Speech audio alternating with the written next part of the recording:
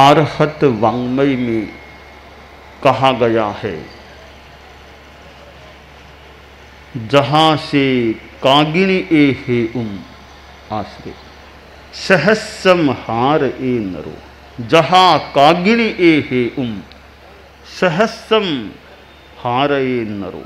अपत्थम अम्बगम भुच्चा राया रज्जम तुहारे। आश्रय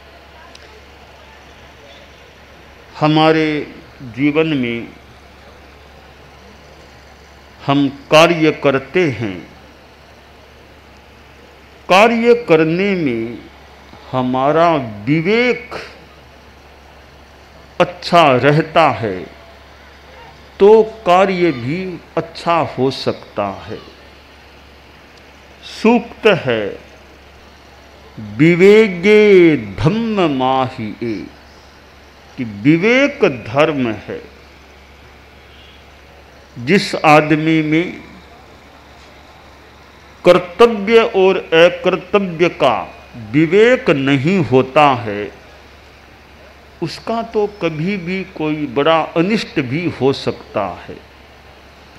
विवेक शून्य आदमी पशु के समान हो जाता है। विवेक एक ऐसा तत्व है जो एक प्रकार की आंख होती है।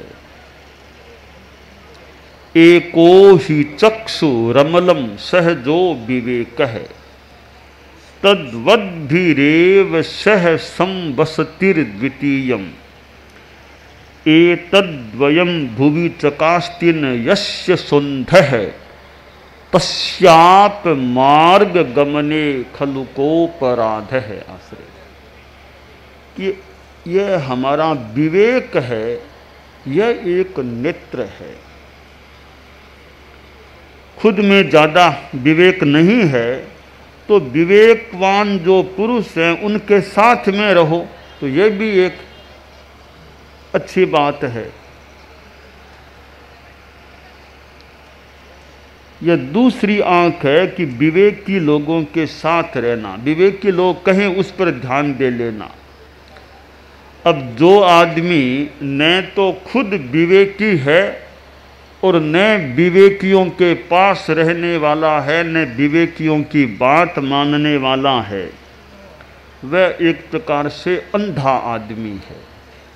और जो अंधा होता है वह किसी भी गलत मार्ग पर चला जाए, उसका बेचारे का अपराध भी क्या माने, उसके पास ज्ञान है ही नहीं। तो विवेक होना बड़ी बात है, बोलना बड़ी बात नहीं, मौन करना भी बड़ी बात नहीं। बोलना और न बोलना इसमें विवेक रखना बड़ी बात होती है। कहाँ बोलना और कहाँ नहीं बोलना। भोजन करना बड़ी बात नहीं, भोजन न करना भी बड़ी बात नहीं, पर भोजन और अभोजन में विवेक रखना बड़ी बात होती है। विवेक की महत्ता है कि भीतर की आंख समझ सकती या संयम की चेतना कितने जागी है। एक युवक एक संत के पास आ गया, कोई उसको लेकर के आ गया। संत को बताया गया कि यह युवक है, जन्म से अंधा है, दिखता नहीं है, आप कोई उपाय कर दो तो इसको दिखने लग जाए तो बहुत बड़ा आपका उपकार होगा। तो संत ने कहा ठीक है, मैं कुछ विद्या जानता हूँ, इसकी आंखें खुल जाएगी। वो संत ने थोड़ी सी कोई दवाई उसकी यहाँ आँखों डाली, ठीक कुछ घिसी 5 मिनटों में उसके आंखों में ज्योति आ गई। बिल्कुल उसको दुनिया दिखने लग गई। बड़ा आभारी हुआ कि संत जी बड़ा मैं जिंदगी भर आपका आभारी रहूँगा, मेरी आंखें खोल दी। चला गया युवक। कुछ दिन बीते, संत कोई भिक्षा के लिए जा रहा था। रास्ते में वह युवक मिल गया और संत को लगा कि यह तो आंखों का दुरुपयोग करता है। तो संत ने आवाज दी, अरे रुको। तो वह युवक जो ही संत को देखा रुक गया, ये तो मेरे आंखें देने वाले हैं। संत ने पूछा, तुम तो वही लड़के हो ना जिसको कुछ दिनों पहले आंखें मैंने खोली थी? बाबा वही हूं मैं, आपकी बड़ी कृपा हुई, आंखें मेरी खुल गई, ठीक हो गई। तो संत ने उसको एकांत में थोड़ा ले जा करके कहा कि मैंने तुमको इसलिए आंखें थोड़ी दी थी तुम दृष्टि का दुरुपयोग करो। तो बाबा गलती हो गई, माफ करो, जो कुछ भूल हो गई, गलती हो गई, आप माफ करो। संत ने कहा, रे मैं माफ करूं न करूं, तुम्हारे कर्म थोड़ी तुम्हें माफ कर देंगे। मैं तो माफ मान लो कर दूंगा, तुम्हारे कर्म कितना क्या माफ करेंगे। इसलिए आंखों का दुरुपयोग नहीं करना चाहिए। लड़का बोला, बाबा मेरी तो गलती हुई ही है, आपकी आसाधना न हो, थोड़ी कमी आपकी भी है इसमें। बताओ मेरी क्या कमी है? मैंने तो तुम्हारी आंखें खोली और मैंने क्या कमी रखी? कि बाबा मैं तो आपके चरणों का दास हूँ, बड़े उपकारी हैं। मेरा निवेदन यह है, आपने कमी क्या रखी वो मैं आपको निवेदन कर रहा हूँ। आपने मेरी ये आंखें तो खोल दी, बाहर की आंखें तो खोल दी, भीतर की आंख नहीं खोली आपने। आप बाहर की आंखें खोलने के साथ मेरी भीतर की आंख भी खोल देते तो मैं आंखों का दुरुपयोग नहीं करता। बाबा ने कहा ठीक है, भीतर की आंख भी खोलने का प्रयास करना चाहिए, बाहर की आंखें खोलना तो मेरे लिए आसान है, भीतर की आंख खोलना थोड़ा कठिन है, पर मैं वो भी प्रयास करूंगा अब कि तुम्हारी भीतर की आंख भी खुल जाए। तीसरा नेत्र की बात कही गई है, अनेकांत है तीसरा नेत्र, भीतर की आंख, विवेक की आंख, यह हमारा विवेक है, उसको तीसरी आंख, तीसरा नेत्र भी कहा जा सकता है। तो हमारे में विवेक चेतना पुष्ट रहनी चाहिए, अच्छी रहनी चाहिए। आदमी क्या कार्य करे क्या न करे, यह विवेक हो। थोड़े लाभ के लिए बहुत नुकसान उठाना, यह वैसे मूढ़ता की बात हो सकती है कि थोड़े लाभ के लिए ज्यादा नुकसान उठा लेना। कैसे? नुकसान या अलाभ में रह जाना। एक युवक था, कुछ कमाई के लिए दूर शहर में गया था। बताया गया है ग्रंथ में 1000 कारसापण,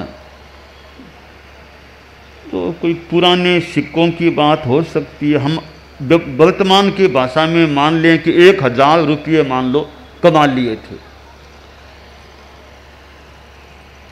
तो वह कमाई करके आ रहा था, पैदल ही चल रहा था, बीच बीच में कहीं ठहर जाता, कहीं भोजनालय में खाना खा लेता। एक जगह उसने भोजनालय में खाना खाया, फिर अगले गांव चला गया तो उसने देखा, रे मैंने जहाँ खाना खाया था पिछले गांव में, मैंने थोड़ा सा पैसा उसको ज़्यादा दे दिया। जितना उसका था, जो सामान खाया था, थोड़ा मैंने ज़्यादा पैसा दे दिया। एक काकिनी, पुरानी भाषा में एक काकिनी ज़्यादा दे दी तो वापस लानी चाहिए। जाऊंगा तो लगभग 1000 कारसापण उसके पास थे। काकिनी तो बहुत ही, एक कारसापण से भी छोटी चीज। सोचा जाऊं तो इतना भार कारसापणों का साथ कहाँ ले जाऊं, क्यों ले जाऊं, यहीं कहीं छोड़ दूं।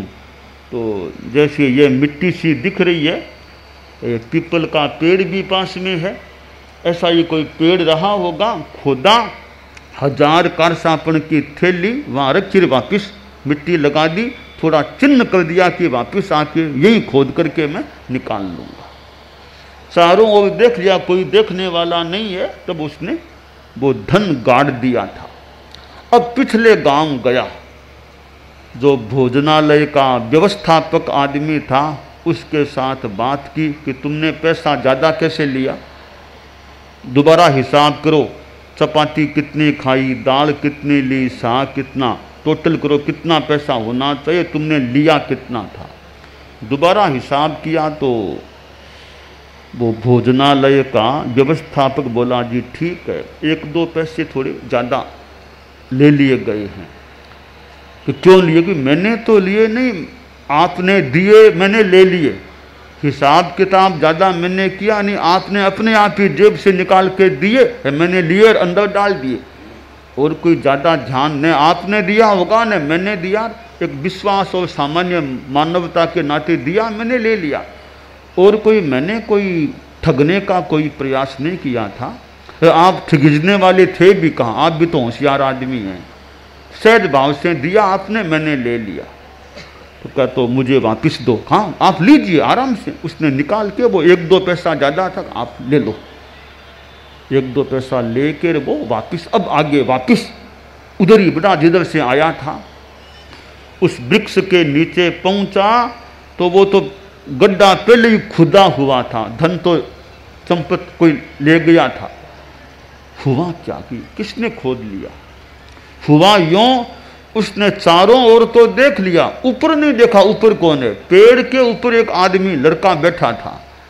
उसने देखा रे धन गाड़ा है, तो वो धन वाला आदमी तो उधर चला गया, वो नीचे उतरा, ऊपर वाला आदमी धन निकाल के चंपत हो गया। 1-2 यानी थोड़े, एक काकिनी के लिए लगभग 1000 कारसापण रहे होंगे, उसका नुकसान हो गया। तो थोड़े से लाभ के लिए कितना बड़ा नुकसान हो गया। तो समझ और विवेक हमारा बढ़िया होना चाहिए। विवेक समझ हो बढ़िया तो अच्छा काम हो सकता है। ये पीपल के पेड़ की चर्चा भी की गई। मुझे एक स्वामी, भिक्षु स्वामी की बात पीपल के पेड़ की याद आ गई। संकेत मान लें उसको कि पीपल बांध मूर्ख जो ताने। एक कोई घर में सास और बहू 2 थे। तो सास ने बहू से कहा कि आज हमारे पूजा का दिन है, तो जाओ पीपल लेकर आ जाओ, हम आज पूजा करेंगे पीपल की। बहू छोटी उम्र की थी कि ये छोटी उम्र के जल्दी जाकर के लेके आ जाएगी। सास थोड़ी सी उम्र वाली थी, तो बहू को भेजा कि जाओ लेके आ जाओ। तो वह बहू थोड़ी पढ़ी लिखी नहीं थी, समझ भी कुछ यूँ कम थी। तो कर जाओ, गांव के बाहर पीपल का पेड़ है, पीपल लेके आ जाओ। वह गई। बहू ने सोचा कि सास ने कहा है पीपल के पेड़ को घर में लाना है। तो पीपल के पेड़ के पास जाकर बोली, पीपल भाई चलो मेरे घर में, मेरी सास ने बुलाया, चलो मेरे घर में। पीपल तो चलता नहीं है। सोचा तो मानता ही नहीं है। देखो रस्सी से बांधा उसके मुख्य भाग को, तने के भाग को बांध के कहा चलो मेरे घर, चलो मेरे घर, मेरी सास ने बुलाया है। पीपल चलता नहीं है, बेचारी थक गई परिश्रम करते करते। सास ने सोचा रे हुआ क्या, बहू रानी कब गई, अब तक आई नहीं है। तो वो खुद धीरे धीरे चल के आई कि बहू रानी क्या करती हो? कि सासू माँ इसको इतना कह दिया, जोर से कह दिया, धीरे से कह दिया, बांध लिया, तो भी ये चलता ही नहीं है, घर में आता ही नहीं है हमारे यहाँ। तो सास को थोड़ी हंसी आई कि बहू रानी थोड़ी है वैसी है। कहा बहू रानी ऐसे नहीं चलता है, हमें चलाना भी क्यों है, थोड़ा सा तोड़ा पीपल का अंश कर, बस ये लो हम घर में ले चलते हैं। पेड़ को नहीं ले जाना, थोड़ा सा अंश हमको घर में ले जाना है। तो समझ और विवेक अच्छी होती है, विवेक अच्छा तो कार्य अच्छा हो सकता है।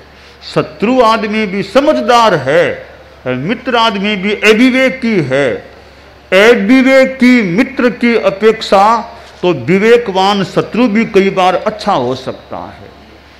मित्र अविवेकी है, अविवेकी मित्र की अपेक्षा विवेकी शत्रु भी कई बार अच्छा हो सकता है। अब अविवेकी मित्र कैसे, एक कोई राजा था तो वो कई लड़के थे कि हमें भी राजा की सेवा मिले, हमें भी राजा की सेवा मिले, हमें भी राजा की सेवा मिले। तो राजा का मुख्य सचिव था, राजा से कहा कि ये बच्चे बार बार कह रहे हैं कि हमें भी सेवा दो, तो आज थोड़ा काम दे देते, हाँ देख लो। तो वो बच्चे थोड़े समझदार नहीं थे तो भले पर समझ नहीं थी। एक बच्चे से कहा देखो राजा जी अब सो रहे हैं ना, भोजन के बाद सो रहे हैं, मोर पिच्छी हाथ में रखो, मक्खियां उड़ाते रहो, राजा की मक्खियां उड़ाओ, यह काम करो तुम। मक्खियां देखो, मक्खी नहीं बैठनी चाहिए, ध्यान रखना। कहा ठीक है ठीक है। तो बच्चा खड़ा हो गया कि मक्खियां उड़ानी है। तो वो एक दो मक्खियां वो बार बार आ रही थी, बार बार वो राजा के नाक पर या मस्तक पर बैठने, कभी बैठ गई फिर उसने उड़ा दिया। तो बच्चे ने सोचा रे कितनी बार मैंने उड़ाया, ये आती क्यों, मक्खी आती क्यों है यहाँ पर, समझती नहीं है मक्खी क्यों आती है। तो एक कोई मक्खी राजा के नाक पर यूं आके बैठी। बच्चा गुस्से में कि इतनी बार कह दिया मताओ फिर भी मक्खी आती है। तो पास में डंडा पड़ा था, डंडा लेके पीटने का प्रयास किया तो राजा के नाक पर लगी डंडे की, मक्खी तो उड़ गई, तो राजा की चोट आ गई, खून बहने लग गया। तो यों अविवेकी मित्र कई बार नुकसानदेह बन जाता है। तो बच्चा था तो सेवा की भावना, विवेक नहीं था तो राजा के चोट लगा दी। इसलिए विवेक और समझ का होना बड़ी बात होती है। हमारे परम पूज्य भिक्षु स्वामी हमारे धर्म संघ के प्रथम गुरु थे, उन्हीं का यह था कि संभवतः पीपल बांध मूर्ख ज्यों ताने, कि मूर्ख आदमी तानता है। जैसे वो बहू रानी थी वो पीपल को बांध कर तानने लग गई थी। तो बिना मतलब दुराग्रह करके बात को तानना नहीं चाहिए। कई बार तानना नुकसानदेह होता है। एक बात आती है कि दो आदमी खड़े हैं, दोनों ने रस्सी को पकड़ लिया, एक सिरा उसने पकड़ लिया, दूसरा सिरा इसने पकड़ लिया। अब दोनों तान रहे हैं, रस्सी को खींच रहे हैं। अब दोनों तान रहे हैं, रस्सी बीच में टूट गई तो संभव है दोनों ही पड़ेंगे, गिरेंगे, चोट भी आ सकती है। अब मान लो दोनों तान रहे थे, एक ने ढील छोड़ दी, एक ने ताना, तो ढील छोड़ दी वह खड़ा रह जाएगा, तानेगा वो गिर जाएगा, ऐसा हो सकता है। और दोनों ने ढील छोड़ दी तो कोई नहीं गिरेगा। तो तानने में कई बार नुकसान हो सकता है। तो व्यर्थ फालतू दुराग्रह करके किसी बात को तानना नहीं चाहिए। हाँ, सत्याग्रह तो ठीक है, दुराग्रह नहीं होना चाहिए। तो ये विवेक और समझ, वो हमारी समझ शक्ति विकसित हो, विवेक चेतना रहे और विवेक के साथ शांति हो, आवेश नहीं अनावेश की स्थिति हो, शांति हो। आदमी कार्य में भी शांति रखे, आवेश गुस्से में न आए।